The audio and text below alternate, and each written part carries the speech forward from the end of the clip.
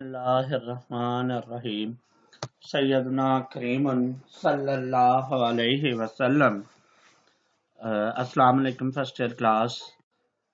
आज हम लोग जो है वो 5th चैप्टर के लेक्चर नंबर 8 के साथ कंटिन्यू करेंगे और आप लोग देखें कि ये ओवरऑल मैं आपको गलत बता गया। चैप्टर नंबर 9 लेक्चर नंबर 9 के साथ कंटिन्यू करेंगे, लेकिन लेक्चर नंबर 8 को रिवाइज करेंगे।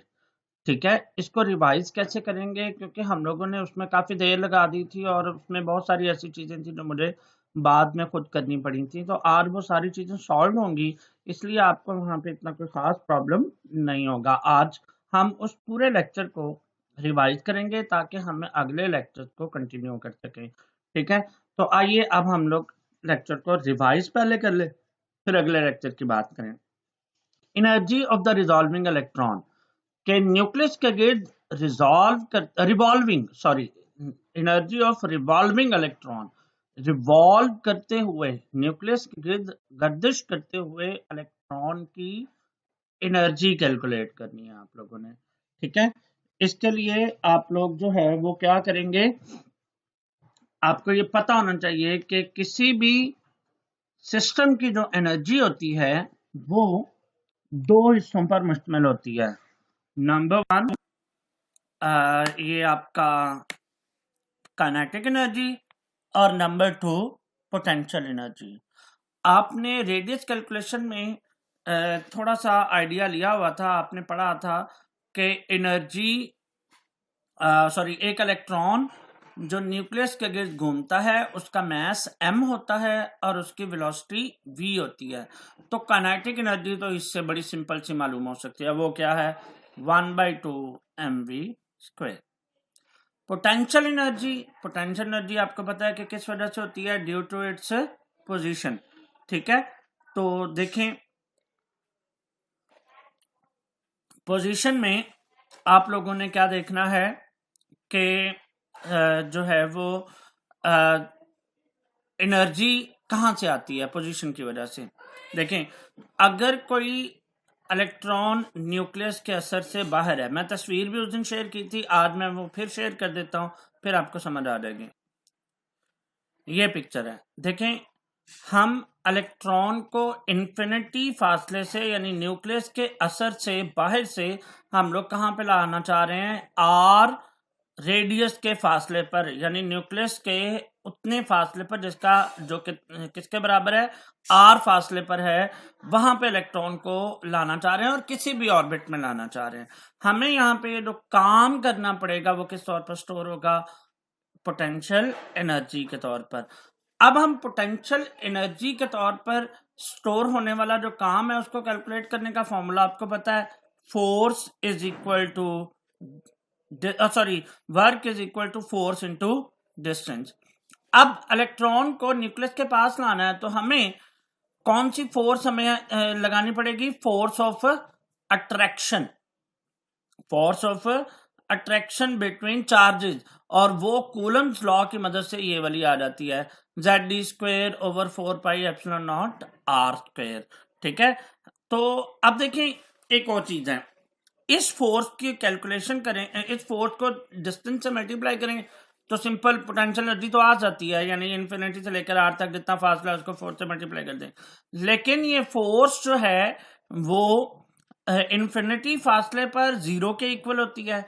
जो ही न्यूक्लियस के असर के अंदर आती है, फोर्स शुरू में यानी इन्फिनिटी के करीब जो है वो कम होती है, लेकिन न्यूक्लियस के करीब क्या हो जाती है, ज्यादा। तो ये फोर्स कांस्टेंट नहीं रहती। इस फोर्स को कांस्टेंट रखने के लिए, जस्ट लाइक ग्रेविटेशनल फोर्स जो आपने कांस्टेंट रखी थी कहां पे, ग्रेविटेशनल पोटेंशियल एनर्जी की कैलकुलेशन में, तो यहां पे भी हम लोग यही एक काम करेंगे कि हम लोग फोर्स को कांस्टेंट रखने के लिए ना किया गया काम छोटे छोटे पैचेस में चेंज करेंगे, और वो छोटे छोटे पैचेस में फासला जो है वो हम क्या रखेंगे, dr का। इसका मतलब है कि इस छोटे से पैच में जो किया गया काम है वो किसके इक्वल है, ये कोलम्बिक फोर्स इनटू dr।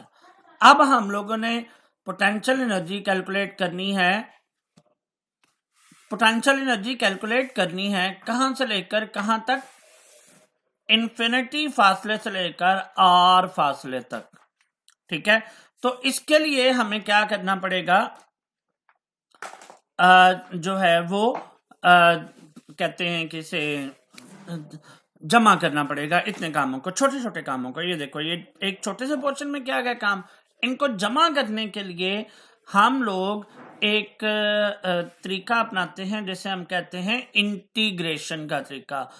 अब ऊपर वाले एक्सप्रेशन को इंटीग्रेट करेंगे within the limits between infinity and R. वो तरीकाकार मैथ वालों बच्चों को सेकेंड ईयर में पता चलेगा। मैं आपको यहाँ पे बड़े सिंपल सी कैलकुलेशन के साथ समझाने की कोशिश करता हूँ। मैं स्क्रीन शेयर करता हूँ, वहां पे ये देख लीजिएगा। ये पूरा, इसमें तो उसने 4 स्टेप किए हैं, मैंने इसको मुकम्मल समझाने के लिए 7-8 स्टेप्स में ये काम कंप्लीट किया है। मैं वो आपको दिखाता हूँ। ये देखें, ये क्या है, कोलम्बिक फोर्स और डी आर दोनों का असले ज़रब। इसको इन्फिनिटी से आर तक आपने जमा करना है। इस जमा करने के इस साइन को हम कहते हैं इंटीग्रल साइन। ये एस की बिगड़ी हुई शक्ल है, इसका मतलब है समेशन। समेशन का मतलब होता है जमा करना, ठीक है। तो अब जरा गौर से देखिएगा, मैंने इनको जमा करना है। जब भी इन छोटे छोटे पैकेज को जमा करते हैं, यानी ये जो पहला है जी आपके पास, यहाँ पे देखें डी आर में ये काम हो गया, फिर इसी दूसरे डीआर में भी यही काम हो गया, फिर तीसरे डीआर में भी। इसका मतलब है कि डीआर की अमाउंट में फासला क्या हो रहा है, चेंज हो रहा है बिटवीन इन्फिनिटी टू आर, ठीक है। लेकिन फोर्स हमेशा छोटे छोटे पोर्शन में लग रही है, तो इसलिए फोर्स तकरीबन क्या रह रही है, कांस्टेंट रह रही है। तो देखें, हम लोगों ने इस पोर्शन में किया गया काम पहले वाले पोर्शन में, फिर दूसरे वाले पोर्शन में किया गया काम, फिर इसी तरह तीसरे वाले पोर्शन में किया गया काम।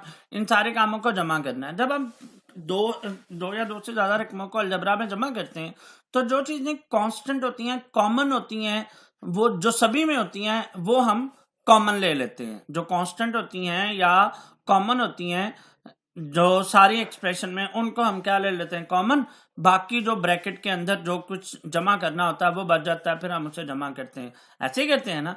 तो यहाँ पे जो चीजें कांस्टेंट हैं उनको हम लोग कॉमन ले लेंगे, और ये मैंने इधर किया हुआ है। ये देखें, Z atomic number, E charge on electron, pi 22.74 एक कांस्टेंट नंबर है, epsilon not 8.84 into 10⁻⁻12 coulomb square पर जूल पर मीटर। ये भी वैल्यू आपके पास क्या है, कांस्टेंट है। तो ये मैंने कॉमन ले लिया। अब आपके पास ये बचा। अब मैंने इस हिस्से को जमा करना है। अब इस हिस्से को जमा करने के लिए मुझे थोड़ा सा चेंज ये करना पड़ेगा। ये आपकी बुक में नहीं है, डायरेक्ट ये वाला फॉर्मूला यहाँ पे लिख दिया, ये वाला, ठीक है। लेकिन मैं इसको जो है ना वो थोड़ा सा 1, 2, 3 और 4 स्टेप एक्स्ट्रा करके आपको ये एक्सप्रेशन ला के देने लगा, जो आपकी बुक में यहाँ पे ये डायरेक्ट एक्सप्रेशन है, देख लें। इसके बाद ये वाला एक्सप्रेशन है, ठीक है, वो देखें, ये देखें। इसके बाद ये एंड वाला एक्सप्रेशन है। तो मैंने ये एक्सप्रेशन लाने के लिए जो स्टेप्स करने पड़ते हैं वो किए हैं, ठीक है। देखो क्या किया है, आर की पावर को पहले ऊपर लाके माइनस किया, फिर अब इस पे इंटीग्रेशन का फॉर्मूला अप्लाई किया। देखो बाकी रकमें जो कांस्टेंट थी वो साथ ही रही। इंटीग्रेशन का फॉर्मूला ऐसे अप्लाई किया कि आर फासला between nucleus and electron change हो रहा है, जितनी अमाउंट में चेंज हो रहा है, अगर वो ये डी आर अमाउंट में चेंज हो रहा है, ये साथ दिया हुआ है, तो इसको इंटीग्रेट करने के लिए हम लोग क्या करेंगे, इसकी पावर में जमा करेंगे और उसी से क्या कर देंगे, डिवाइड कर देंगे।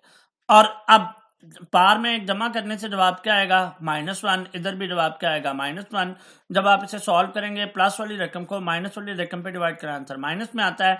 आर की पावर नीचे आके प्लस में हो जाएगी, और ये आर प्लस में हो गया। और ये अभी लिमिट साथ आपने लिखते जाना है। अब मैं यहाँ पे लिमिट अप्लाई करने लगा हूँ। लिमिट अप्लाई कैसे करते हैं, इसका भी तरीकाकार है, upper limit minus lower limit. यानी जो चीज चेंज हो रही है ना, उसकी जगह पे अपर लिमिट लिखनी है, ये आर की जगह पे आर लिखना है, वो लिखने की जरूरत नहीं है। फिर इसी -1/r में आर की जगह पे क्या पुट करना है, इन्फिनिटी, और ये यहां पे इन्फिनिटी पुट कर दिया, साथ ही दरम्यान में कौन सा साइन आ गया, माइनस का, ठीक है। ये माइनस माइनस क्या हो जाएगा, प्लस, 1/∞ किसके इक्वल होता है, 0 के।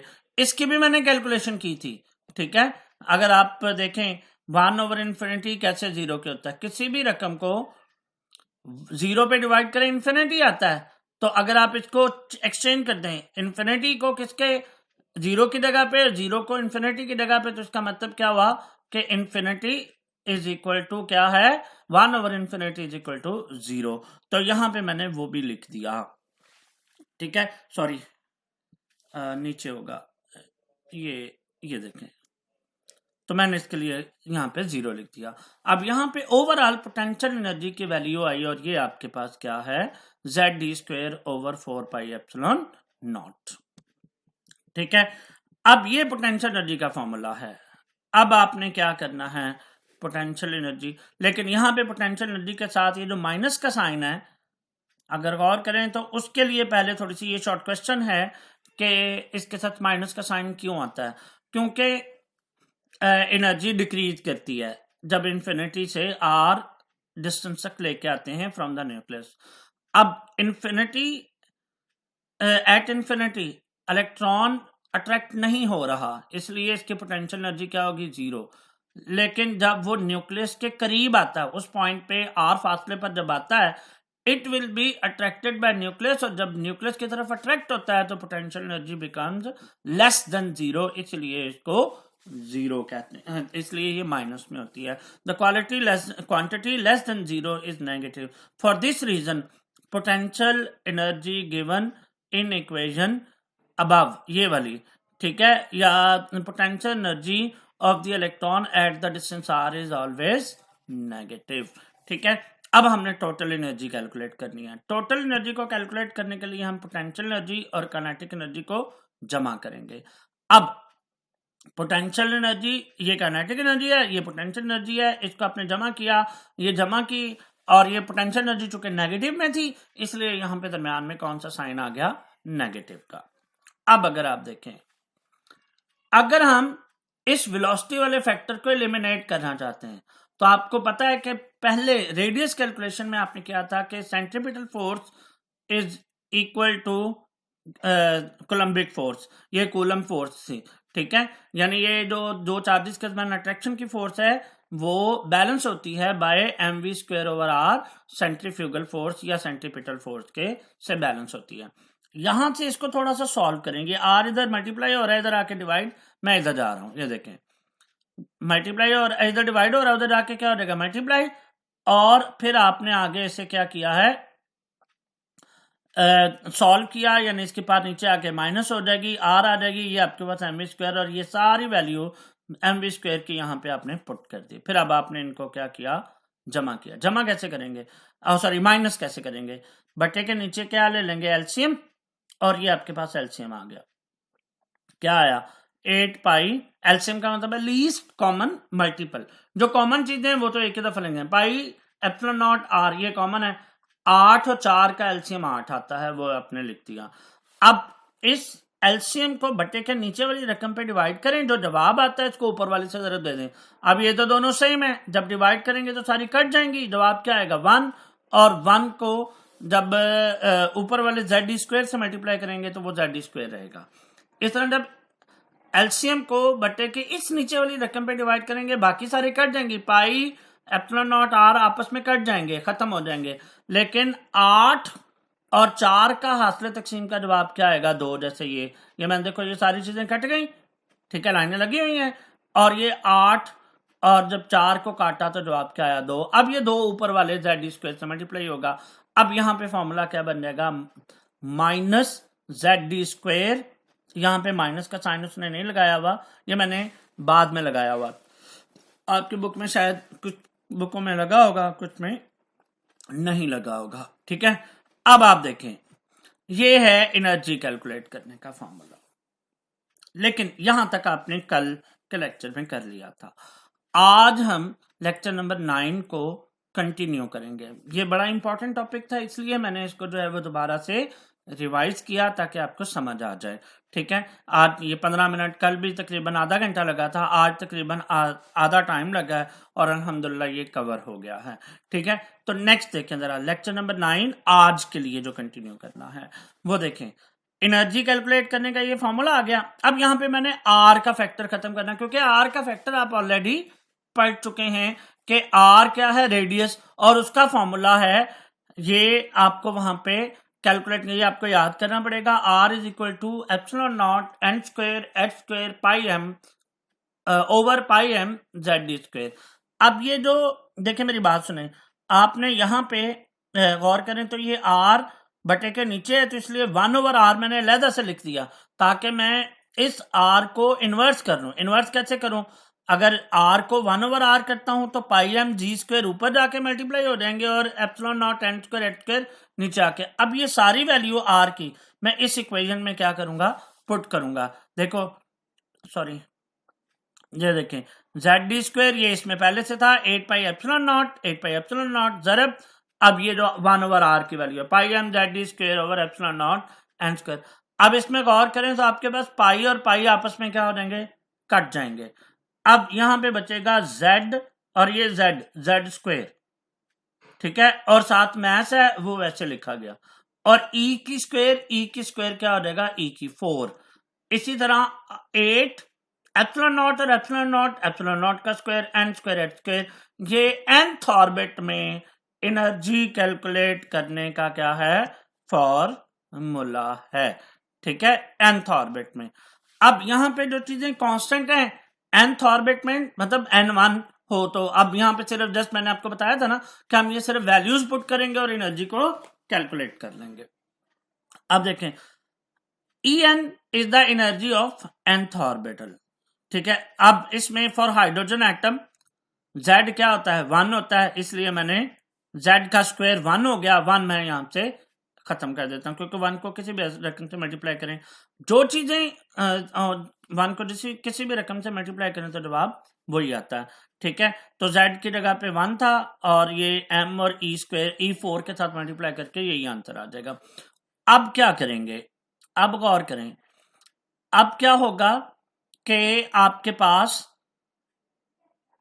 क्या करना है आपने, हाँ, जो चीजें कांस्टेंट है उनको हम लोगों ने सेपरेट कर लेना है।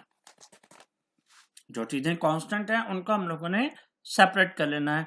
देखें, m और e मास और चार्ज कांस्टेंट है, एप्सिलॉन नॉट भी कांस्टेंट, 8 भी कांस्टेंट, h भी कांस्टेंट, n क्या है, शेल का नंबर या ऑर्बिट का नंबर, ये बदलता रहता है, पहला दूसरा तीसरा, हाइड्रोजन में ऐसे ही हो सकता है ना।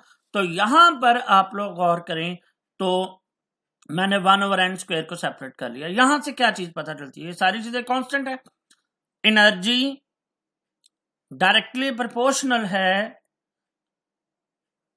n स्क्वायर के। ये कैसे पता चला भाई, देखें, मैं इसको मैथ से कैलकुलेट करने की कोशिश करता हूं। मैं आपको अभी स्क्रीन शेयर करता हूं। ये देखें, ये जो मैंने स्क्रीन शेयर की, इसमें देखें nth ऑर्बिट की एनर्जी नंबर ऑफ ऑर्बिट के बज़ाहरन आपको इनवर्सली प्रोपोर्शनल लग रहा है, क्योंकि 1 बटे के ऊपर 1 बटे के नीचे है, लेकिन इस माइनस की वजह से अगर n की वैल्यू कम होगी तो ओवरऑल जवाब में जो है वो इस माइनस की वजह से n की वैल्यू क्या हो जाएगी, बटे के ऊपर n की वैल्यू कम है, ओवरऑल जवाब क्या आएगा, ज्यादा आएगा, और माइनस में जितनी रकम ज्यादा होती है उतना जवाब क्या होता है,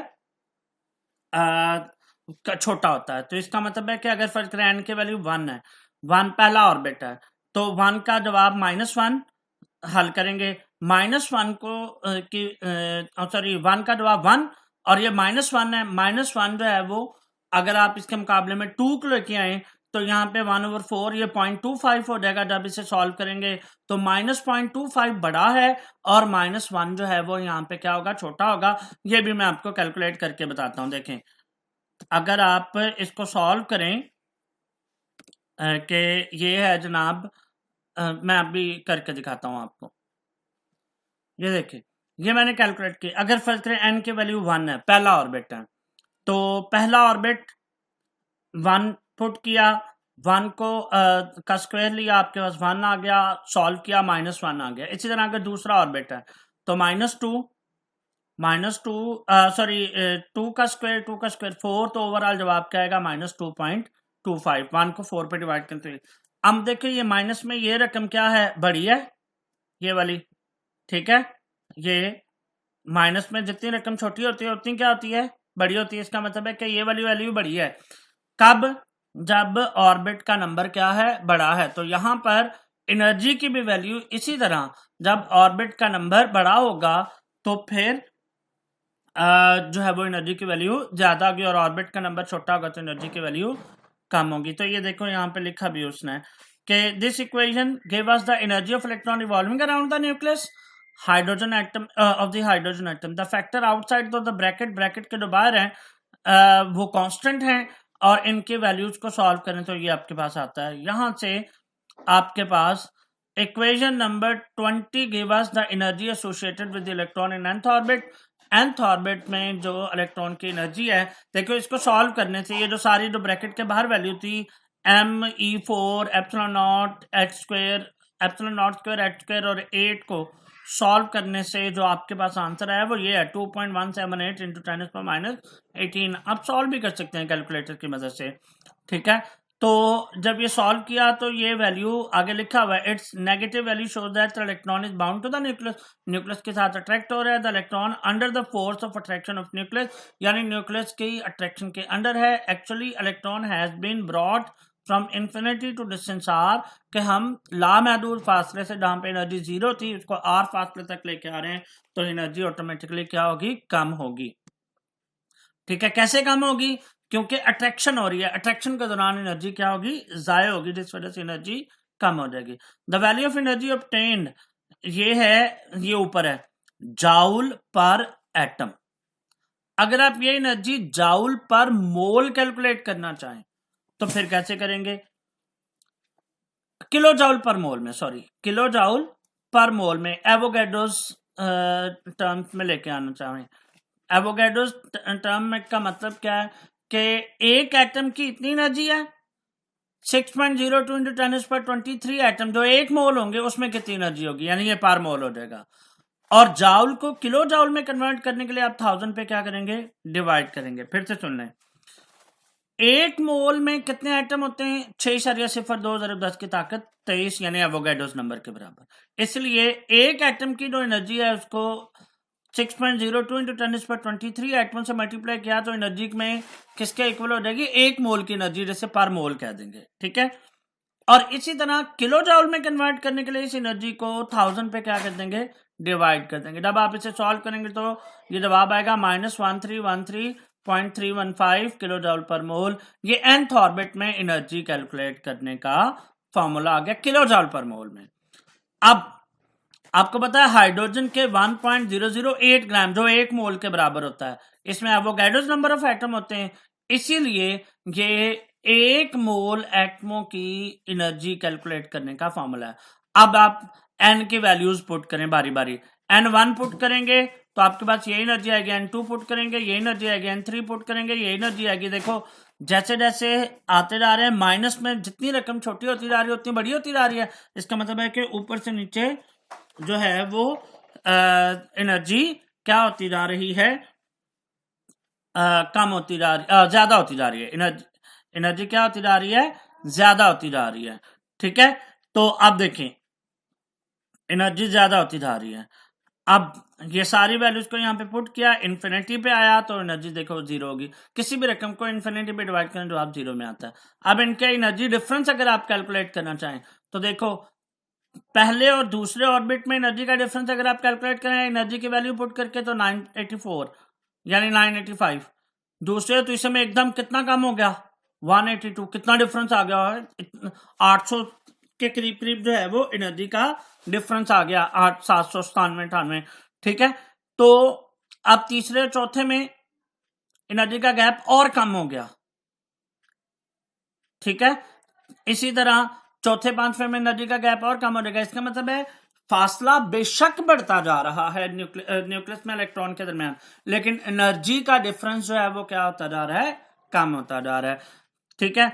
अब अगर आप ये कैलकुलेट करना चाहें कि हम इन्फिनिटी फासले पर इलेक्ट्रॉन को ले जाना चाहते हैं पहले ऑर्बिट से, जैसे हाइड्रोजन में एक इलेक्ट्रॉन होता है न्यूक्लियस में, पहले ऑर्बिट में, न्यूक्लियस के गिर्द, ठीक है। पहले ऑर्बिट में एक इलेक्ट्रॉन होता है, अब उस इलेक्ट्रॉन को आप इन्फिनिटी पर ले जाना चाहते हैं। मैं इसको डायग्राम के साथ देखें, फर्ज करें यहाँ पे एक इलेक्ट्रॉन है और आप इसे इन्फिनिटी पर ले, इसके उलट एरो लगा दें, इसके क्या लगा दें, उलट एरो लगा दें।